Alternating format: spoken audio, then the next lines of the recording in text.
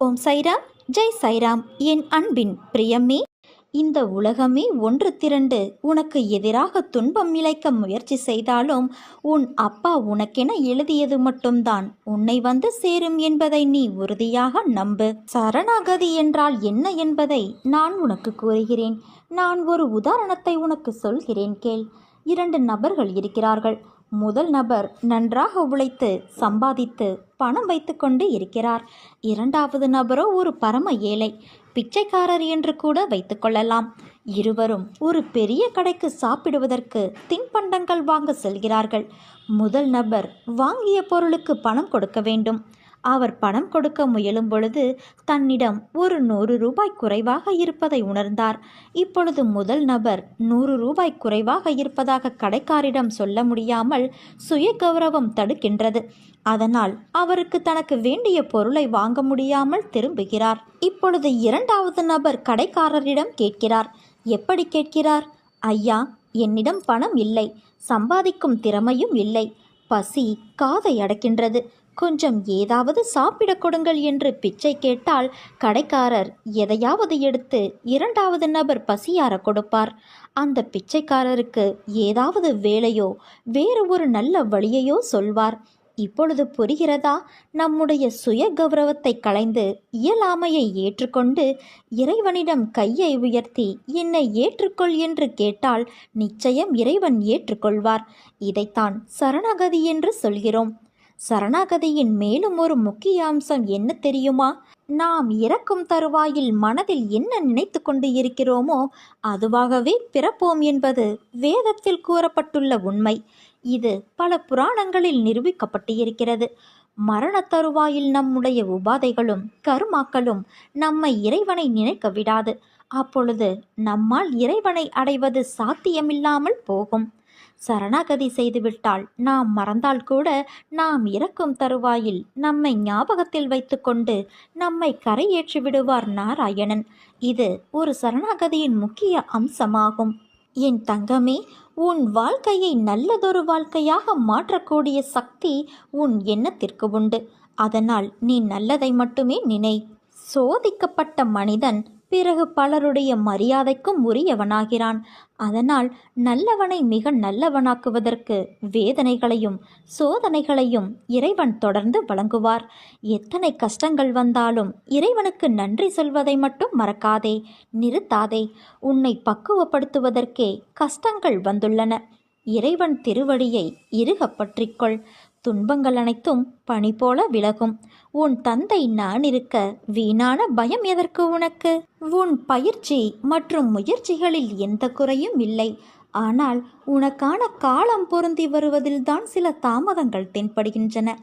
ஆனாலும் நீண்ட நாட்கள் நீ காத்திருக்க வேண்டியது இல்லை குழந்தையே. சிலருக்கு விரும்பியபடி வருமான உயர்வு, வேலை மாற்றம் நான் அமைத்து தந்துள்ளேன். இன்னும் சிலருக்கு கர்ம வினையின் கடைசி பாகத்தை கடப்பதற்கு நான் அருள் புரிந்துள்ளேன். ஒருபோதும் நம்பியவரை நான் கைவிடுவது இல்லை. மாயைகளைக் கண்டு அஞ்சாமல் மனதில் தெளிவான சிந்தனைகளோடு நீ காத்திரு. உனக்கு நல்லதே நடக்கும். ஒரு வெற்றி தோல்வியை மறக்கச் செய்யும். ஒரு தோல்வி பல வெற்றிகளை பெற செய்யும். முயற்சித்துப்பார், முடியாதது என்று ஒன்றுமே இல்லை. உலகில் வெற்றி பெற்ற அனைவரையும் ஒரு பக்கமும் தோல்வியடைந்த அனைவரையும் ஒரு பக்கமும் தராசில் வைத்து நிறுத்துப்பார். பணக்காரனும் தோற்று இருக்கிறான், ஏழையும் வென்று இருக்கிறான். தோற்றுப்போன எவரிடமும் இல்லாத ஒன்று நம்பிக்கை மட்டும்தான். வெற்றியடைந்த அனைவரிடமும் இருந்த ஒன்றே ஒன்று நம்பிக்கை மட்டும்தான். அந்த நம்பிக்கை மட்டும் இருந்தால் அது எல்லாவற்றையும் பெற்றுத்தரும். நிச்சயமாக நம்மால் வெற்றி பெற முடியும் என்கிற எண்ணத்திற்கு பெயர்தான் நம்பிக்கை. ஏமாற்றம் தோல்வியின் முதல் படியல்ல, அது வெற்றியின் அஸ்திவாரம்.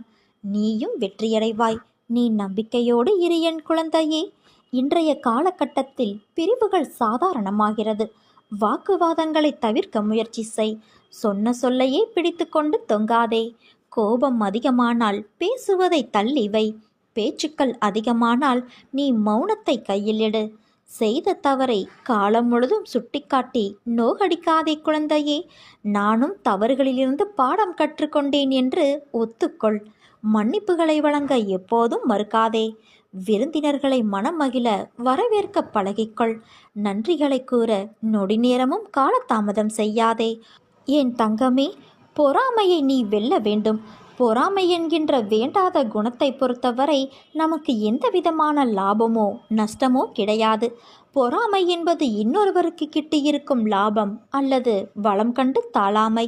வேறு ஒருவருக்கு ஒரு அதிர்ஷ்டமோ செல்வாக்கோ கிட்டிவிட்டால் நம்மால் அதை சகித்து கொள்ள முடியாமல் அவரை அவதூறாக பேசுகின்றோம். அவருக்கு நஷ்டம் ஏற்பட்டுவிட்டால் மகிழ்ச்சி அடைகின்றோம். இது நல்லதா? அந்த மனிதன் வளம் பெற்றால் நமக்கு என்ன நஷ்டம் ஏற்பட்டுவிட்டது? ஆனால் ஜனங்கள் இந்த விதத்தில் சிந்திப்பது கிடையாது. அவனுக்கு நலம் கெட்டினால் அவனோடு சேர்ந்து நாமும் மகிழத்தான் வேண்டும். நமக்கும் நலம் கிட்டியது, நாமும் பாக்கியசாலிகள் என எண்ண வேண்டும். அல்லது அதே நலம் நாமும் பெறுவோம், நாமும் பெறுவதற்கு முயற்சி செய்வோம் என்று சிந்திக்க வேண்டும். அதுவே நம் விருப்பமும் தீர்மானமுமாக இருக்க வேண்டும். நம்மிடமிருந்து அவன் எதை எடுத்து சென்று விட்டான்? ஒன்றும் இல்லை. அவனுடைய கர்மாவின் பலனாக அவன் பலம் பெற்றான். அப்படி இருக்க அதை கண்டு நாம் ஏன் பொறாமைப்பட வேண்டும்? முதலில் பொறாமையை வென்று விடு. அதன் பிறகு உனக்கு நடக்க வேண்டியது தானாக நடக்கும். நீ வாழ்க்கையில் வெற்றி பெறுவதற்கு 2 பெரும் ஆயுதங்கள் தேவை. அதில் ஒன்று நம்பிக்கை, மற்றொன்று பொறுமை. இந்த 2ம் இருந்தால் உன்னை வெல்ல இந்த உலகில் யாராலும் முடியாது. இன்று மட்டும் அல்ல, என்றென்றும், இந்த பிறப்பில் மட்டும் அல்ல, இனி வரப்போகும் பிறவிகளிலும் உனக்கு எந்த விதமான தீங்கும் யாரும் இழைக்க முடியாது. நான் அதை பார்த்து கொள்கிறேன் என் குழந்தையே. என் தங்கமே, ஏன் உன் வாழ்க்கையை ஏக்கங்கள் நிறைந்ததாய் மாற்றியுள்ளாய்? ஏக்கங்கள் உன் மனதை அழுத்தும் அளவிற்கு அதை உனக்குள் வர நீ அனுமதித்துள்ளாய். யாரும் இல்லை என்று புலம்புகிறாய். அதே நேரத்தில் உன் மனமானது அன்பிற்காக ஏங்கி நிற்கிறது. எதிர்பார்ப்பின் தோல்வியே ஏக்கத்திற்கான ஆரம்ப கட்டம். அதனால்தான் எதையும் யாரிடமும் எதிர்பார்க்காதே என்று கூறுகிறேன். உன்னிடத்தில் என்ன இல்லை? அறிவா, திறமையா, குணமா? எல்லாம் உன்னிடத்தில் கொட்டி கிடக்கிறது. நீ ஏங்கும் அன்பு யாரிடம்? உன்னை எல்லோர் முன்பும் நீ காட்டும் அன்பை அலட்சியப்படுத்திய உள்ளத்திற்காக நீ ஏங்கி நிற்கிறாய்.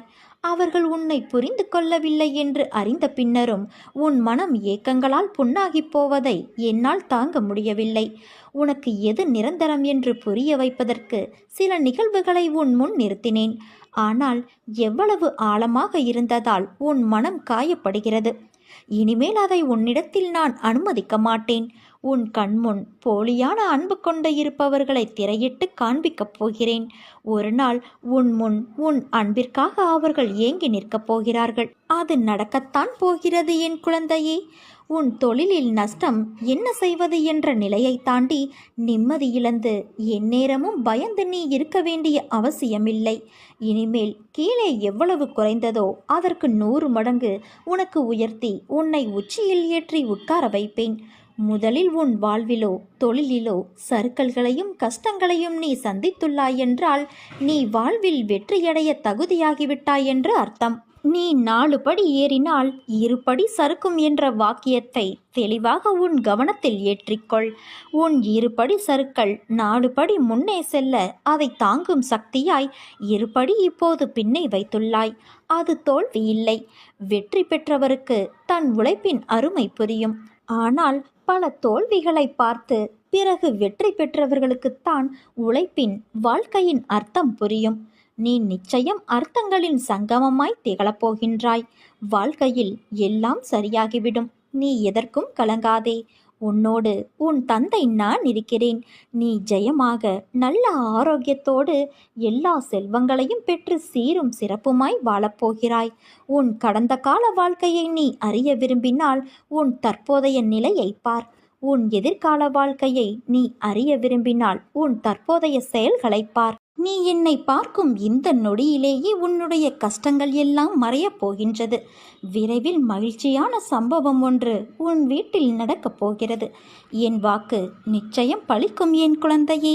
நான் அடிக்கடி உன்னிடம் சொல்கின்றேன், நீ மிகவும் அவசரப்படுகிறாய் என்று. உன் எதிர்காலத்தின் மீது முதலில் நீ நம்பிக்கை வை. உனக்கே உன் வாழ்க்கையின் மீது பிடிப்பு இல்லாமல் போனால் பிறகு வெற்றி காண்பது கடினம். நல்லவர்கள் என்றும் தோற்பது இல்லை. என்னை நம்பியவர்களை நான் என்றும் கைவிடுவதும் இல்லை. கஷ்டத்தை சகிக்க பழகு. எதையும் எதிர்த்து நில். கர்ம வினைகளின்படி விதியே சதி செய்தாலும் உலகமே உன்னை வெறுத்தாலும் அமைதியாக இரு. நீ நம்பிக்கை கொள். வரும் காலம் உன்னை குறைவில்லாமல் வாழ வைக்கும். எல்லாம் கூடிய விரைவில் முடிவரும். அதுவரை உன் தந்தையின் மேல் நம்பிக்கை வைத்து சற்று பொறுமையாக இரு. உனக்கான நற்பலன் நிச்சயம் உன்னை வந்து சேரும். உனக்கு கவசமாக உன் தந்தையான நான் இருக்கின்றேன். உன்னை சீரும் சிறப்புமாய் நற்பெயரோடு நிம்மதியான மகிழ்ச்சி மிகுந்த வாழ்க்கையை அமைத்து கொடுப்பது உன் தந்தையின் கடமை. வரும் காலம் உன்னை குறைவில்லாமல் வாழ வைக்கும் குழந்தையே. அதுவும் அந்த காலம் உன்னை தானாய் தேடி வரும்.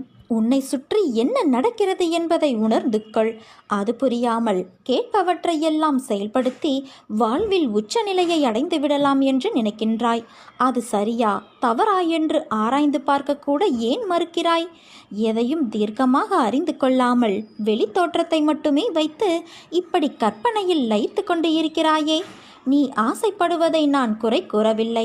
ஆனால் அது நிராசையாகிவிட்டால் நீ மனமுடைந்து போகக்கூடாது என்பதற்காகத்தான் எந்த செயலையும் செய்வதற்கு முன் நிதானத்தோடு இரு என்று கூறுகிறேன். நம்பிக்கையும் பொறுமையும் தான் உனக்கு நல்லது செய்யும். காலதாமதமானாலும் அது நிச்சயம் நடக்கும். நீ எல்லா செல்வ வளங்களையும் பெற்று சீரும் சிறப்புமாய் மகிழ்ச்சியான வாழ்க்கையை வாழ்வாய். உனக்கு எல்லா சூழ்நிலைகளிலும் நான் துணை நிற்பேன் குழந்தையே. என் வார்த்தைகள் மீது நம்பிக்கை வைத்து செயல்படு. மீதியை உன் தந்தையான நான் பார்த்துக்கொள்கிறேன். வாழ்வில் எனக்கென்று தேற்றுவார் யாரும் இல்லை. என்னை முன்னேற்ற அடையும் எந்த ஒரு சூழ்நிலையும் கிடைக்கவில்லையே என வருத்தம் கொள்ளாதே. சூழ்நிலையும் முன்னேற்றமும் ஏற்படுத்துவதல்ல, உருவாக்குவது. அதை நான் உனக்கு உருவாக்கியுள்ளேன். நீ கவலை கொள்ளாதே தங்கமே. வரும் காலம் எல்லாம் ஏற்றமான காலமாய் அமையும். நீ நினைத்தது போல வாழ்க்கை உன்னை நோக்கி வந்து கொண்டு இருக்கிறது. நம்பிக்கையும் பொறுமையையும் கடைபிடித்துக்கொள். உன் சூழ்நிலைகளுக்கான தேவைகள் எல்லாம் சரியான நேரத்தில் உன்னை தேடி வரும். உன்னை விட்டு நான் விலகுவதும் இல்லை. உன்னை விலகி போகும்படி நான் செய்வதும் இல்லை. உன் அம்மாவாக அப்பாவாக நான் என்றும் உனக்கு துணையாய் இருப்பேன். நீ நம்பிக்கையோடு இரு. நல்லதே நடக்கும். இரவு முழுவதும் அப்பா அப்பா என்று என்னை நினைத்து வருந்தி கொண்டு ஒரு புறமும் என் அப்பா நீ இருக்க எனக்கு என்ன குறை, நீ எல்லாம் பார்த்து கொள்வாய் என்று மறுபுறமுமாக புலம்பிக் கொண்டு இருந்ததை நான் கண்டேன். நொடிக்கு நொடி நீ என்னை அப்பா என்று அழைக்கின்றாய். நீ அழைப்பாய் என்று தெரிந்துதான் ஒரு நொடி கூட நீங்காமல் உன் இத்தலத்தில் நான் இருக்கின்றேன். நீ எனக்காக படிக்கும் திருப்புகளை கேட்டு நான் மகிழ்கின்றேன். சரி, உன் மனதில் உள்ள பிரச்சனைக்கு வருவோம். இரவு முழுவதும் உன்னை தூங்க விடாமல் செய்த அந்த பிரச்சனை, அதை நான் முடிவுக்கு கொண்டு வருவேன். உன்னுடைய உண்மையான பக்திக்கும் நம்பிக்கைக்குமான உயர்வை நான் தருவேன். நல்லதே நடக்கும். நீ நம்பியதைப் போல நல்லது மட்டுமே உன் வாழ்வில் நடக்கும் என் பிள்ளையே. உன் தந்தையான நான் உன்னை தவிக்க விட்டு எங்கே போவேன்? உன் வழிகள் என்ன, எப்படி என்று நான் உணராமல் இருப்பேனா? நீ கொஞ்சம் யோசித்துப்பார். நீ வளர்ந்து என் பிள்ளையாய் இருக்கலாம். ஆனால் தாயின் கருவறையின் அணைப்பில்தான் நீ என்றும் என்றும் இருக்கின்றாய். அதையும் மீறி நீ உணர்கிறாய் என்றால் என்ன அர்த்தம்? உன்னை வாழ்வில் மேலோங்க உன் சுய சிந்தனையும் முடிவும் எடுக்கும் பக்குவமும் வரவேண்டும். அதனால்தான் உன் தந்தையான நான் எட்டி நின்று வேடிக்கை பார்க்கிறேன். நீச்சல் தெரியாமல் துன்பத்திலும் வழியிலும் தத்தளித்த நேரத்தில் உனக்கு நான் பக்கத்தில் நின்றேன். இன்று நீச்சல் ஓரளவிற்கு உனக்கு தெரிந்துவிட்டது. இனிமேலும் உன் அருகில் நான் இருந்தால் எல்லாவற்றிற்கும் என் தந்தை செய்வார் என்று நீ இருப்பாய். நான் சொல்லும் அனைத்தும் உனக்கு சரியா தவறா என்று ஆராயாமல் இருந்த என் பிள்ளையின் மனம் எனக்கு தெரியும். ஆனால் உன் வாழ்க்கையில் நானும் உன்னை சுற்றி நிறைய மக்களும் உள்ளார்கள். அவர்களும் அப்படி இருப்பார் என்ற உத்தரவாதம் இல்லாத போது நீ அந்த மனநிலையை விட்டு வெளியே வர வேண்டும். அதனால்தான் ஆற்றில் உன்னை இறக்கிவிட்டு அருகிலிருந்து அமைதியாய் உனக்கு நான் உணர்த்தி கொண்டு இருக்கிறேன். இது உன் நல்லதுக்காக மட்டுமே. உன்னை உயிராய் நினைக்கும் உன் தந்தையான நான் எப்படி விட்டு செல்வேன்? உன்னை விட்டு நான் எப்போதும் விலக மாட்டேன். என்றும் என் அரவணைப்பில் நிம்மதியான நோயற்ற வாழ்வு பெற்று சுபிட்சமாய் வாழ்வாய். இது என் சத்திய வாக்கு. என் தங்கமே, கர்ம வினைகள் உன்னை விட்டு விலகப் போகிறது. கடன் தொல்லைகள் விலகப் போகிறது. வரவேண்டியது வந்து சேரும். நீ எதற்காக காத்திருந்தாயோ அது நிச்சயம் நிறைவேறும். நீ எதற்குமே பயப்படாதே, கலங்காதே. நீ என் பரிபூரண அருளும் ஆசிர்வாதமும் அன்பும் பெற்ற என் செல்ல குழந்தை. உன் அம்மாவாக அப்பாவாக நான் என்றும் உன்னை என் இதயத்தில் சுமந்து அரவணைப்பேன். நீ இனிமேல் கவலை கொள்ளாதே குழந்தையே. கஷ்டம் தரும் நிலைகளையெல்லாம் உடைத்து சுக்கு நூறாய் தகர்த்து எறிந்து உன்னை உனக்கே புதியதாய் தோன்ற வைப்பேன். புதிய வாழ்க்கைக்கு புது புத்துணர்ச்சியோடு நல்ல எதிர்காலத்தை நீ பெறுவாய். நீ யாருடைய உதவி உனக்கு கிடைத்தால் நன்றாக இருக்கும் என்று மனதில் நினைத்து கொண்டு இருந்தாயோ அவரிடமிருந்து உனக்கு அழைப்பு வரும். அவர் உனக்கு உதவி செய்ய முன் வருவார். அதற்கு தடையாக இருந்தவைகள் இப்போது நீங்கும் நேரம் வந்துவிட்டது. அதனால் உன் மனபாரம் தீரப்போகிறது. நீ என் பிள்ளையாயிற்றாய். உன்னை ஒருபோதும் நான் கைவிட மாட்டேன் குழந்தையே. சிறு சிறு தடைகள் வந்தாலும் அதை உடைத்து நீ மேலே செல்வாய். உன் பொற்காலம் தொடர்கிறது. பல பேர் அவரவர் பிரச்சனைகளுக்கு விடிவு தேடி ஒரு நிரந்தர தீர்வு தேடி என்னை காண்பதற்கு காத்திருக்கும் நேரத்தில் நான் உனக்கு அனுமதி அளித்தேன். ஏன் தெரியுமா? பல மைல்களுக்கு அப்பாலிருந்து உன்னை நான் அழைத்து வந்திருக்கிறேன். நீ பல இன்பத் துன்பங்களை தாங்கிக் கொண்டு உற்றார் உறவினர்கள் பேசுவதை செவி கொடுத்து கேட்டு அதை கொஞ்சமும் பொருட்படுத்தாமல் அவர்களுக்காக உன் சுபாவத்தை மாற்றிக்கொண்டு ஏளனம் செய்தவர்கள் பல பேர் இருந்தும் தன்னம்பிக்கையோடு ஒவ்வொரு பாதையாக அவசரப்படாமல் பொறுமையோடு சினம் இல்லாமலும் விரக்தி இல்லாமலும் தான் என்ற அகந்தை இல்லாமலும் கடந்து வந்தாய். இதற்காகவே உன்னை நான் தேர்ந்தெடுத்தேன். உன்னுள் இருக்கும் நல்ல ஆத்மார்த்தமான செயல்களுக்காக உனக்கு நான் அனுமதி அளித்தேன். என் அனுமதியின்றி எவரும் என்னிடத்தில் சுவாசிக்கக்கூட முடியாது. குழந்தையே, உனக்காக நான் என் வாயிற்படியில் காத்து கொண்டு இருக்கிறேன். வா குழந்தையே. உன் கர்ம பலன்கள் அனைத்தும் உன்னை விட்டு நெடுந்தூரம் சென்றுவிட்டது. அனைவரும் பார்த்து வியக்கும் வண்ணம் நீ எதிர்பார்க்காத தருணத்தில் வாழ்க்கை பாதையில் உன்னை நான் உயர்த்தப் போகிறேன். அப்பா உன் கூடவே இருக்கின்றேன். நீ கவலைப்படாதே. இழந்ததையெல்லாம் மீண்டும் பெறுவாய். தைரியமாக இரு. உன் நிழலாக நான் எப்போதும் இருப்பேன் தங்கமே. நான் உன்னோடு இருக்கும்போது உன் கவலைகளை என் பாதத்தில் நீ சமர்ப்பித்த பிறகு கவலை எதற்கு? என் மகிமைகளைக் கண்டும் ஏன் இந்த ஏக்கம் உனக்கு? உன் தந்தையும் நானே, தாயும் நானே. உன்னை படைத்ததும் நானே, உன்னை சோதிப்பதும் நானே. உன் சோதனை காலம் முடிந்த பிறகு நீ யார் என்பதை நீ அறிந்து கொள்வதற்கு நான் தரும் சோதனைகள்தான் இப்போது நீ படும் வேதனைகள். நம்பிக்கையோடும் பொறுமையோடும் இரு. அதற்கான பலன்கள் விரைவில் உன்னை வந்து சேரும். உன்னுடைய பிரச்சனைகளை தீர்த்து உன்னை மகிழ்ச்சி வெள்ளத்தில் நான் மூழ்கடிக்கின்றேன். அதுவரை என் நாமத்தை ஜபித்து உன் கருமாக்களை என் துணையோடு கழித்து வா. உனக்கு ஒரு விஷயத்தை சொல்கிறேன் கேள். நான் உன்னோடு எங்கும் எப்போதும் இருக்கின்றேன். நீ சிறிதும் கவலை இல்லாமல் இரு. எந்த ஆபத்திலிருந்தும் நீ முழுமையாக காப்பாற்றப்படுவாய். அதில் உனக்கு எந்தவித சந்தேகமும் வேண்டாம். ஒவ்வொரு வினாடியும் நான் உன்னோடு இருக்கின்றேன். நீ தனியாக நடப்பதாக நினைக்கிறாயா? உன் பாதை என்னால் வடிவமைக்கப்பட்டது. நான் உன் வாழ்க்கையை உருவாக்கியவன். நீ சிந்தும் கண்ணீர் மற்றும் வலிகளை நான் உணர்வேன்.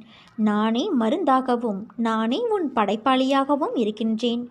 என் கண்களை நன்றாக உற்றுப்பார். உன் வலிகளை மௌனமாக குணப்படுத்தி உனக்கான நல்ல நேரத்தை உருவாக்கி கொண்டு இருக்கிறேன். நான் உன்னை பாதுகாப்பேன். உன் மீது அன்பாக இருக்கின்றேன். என் அனுமதி இல்லாமல் எதுவும் நடக்காது. எவரும் எதையும் உனக்கு செய்யவும் முடியாது.